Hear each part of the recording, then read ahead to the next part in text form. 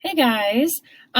So originally I was planning on showing you guys the Chinese lettering this week, but I have found that my fourth graders here needed another week to finish their dragons. They have been spending a lot of time painting and doing their details, and so they needed another week. So what I thought I would do today is I pulled out some examples, I think, from last year. There we go. I pulled out some examples from last year now everything's falling. There we go. To give you guys some ideas and some inspiration. So these are just some fourth grade examples from last year.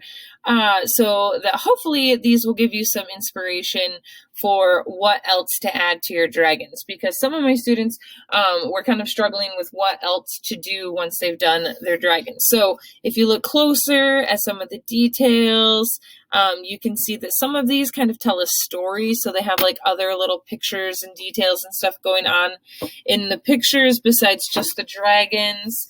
Some of them are just dragons, right? Dragons with wings, dragons with some cool watery details, right? You can see like the drips of water coming off of it. And you can see this one is pretty sweet with like the mountains behind it.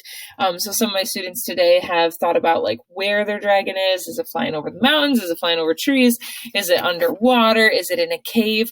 I've seen some really cool ones this week happening with some like caves, and there's like gems and jewels in the cave. I've seen piles of treasure that the dragons are sitting on. I've seen some cool sea creatures. I've seen some really beautiful painted backgrounds starting to happen. Again, these are from last year. These are not this year. So you're seeing the Chinese lettering. These are finished examples from last year. So I'll show these again next week when I show you guys how to do the Chinese lettering. But for today, I'm just kind of showing you how to finish up the details. This one was finished by doing black outlines with Sharpie, which is definitely something that you guys can do. Just wait until your paint dries, because Sharpie and water don't mix very well. They do mix really well once your project is dry. But if you try and do it when it's still wet, it'll ruin your Sharpie. And Sharpies are expensive. So this one's got some cool details going on. You can see some cool colors.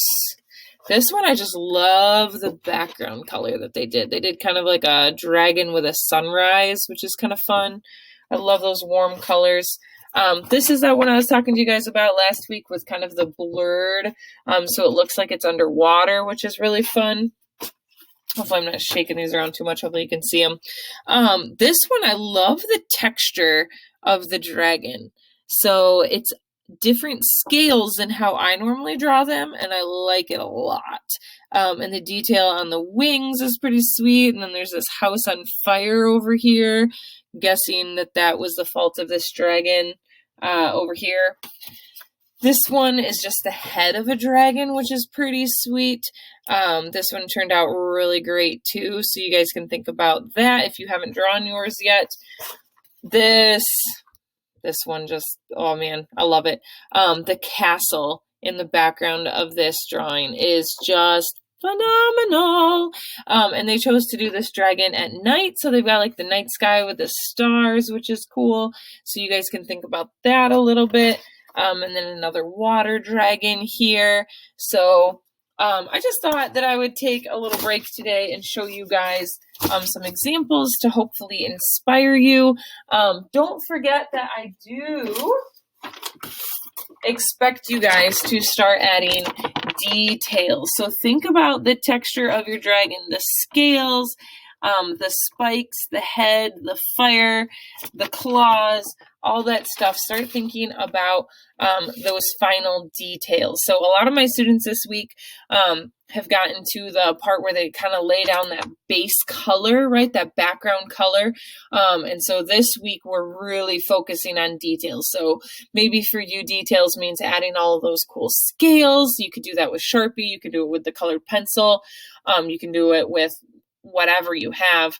And then details can also mean the background. So adding a castle, adding a cave with treasure, adding a knight fighting the dragon, adding some more dragons, right? So maybe a baby dragon, or I've seen dragon eggs this week that have looked pretty sweet. So start thinking about what else you can add to these pictures to really make them fantastic. And then next week, we will go ahead and finish the Chinese lettering. And don't worry, this is normally how many weeks it takes. Normally when I'm teaching this dragon project, it usually takes over a month from start to finish. And that's about where we're at.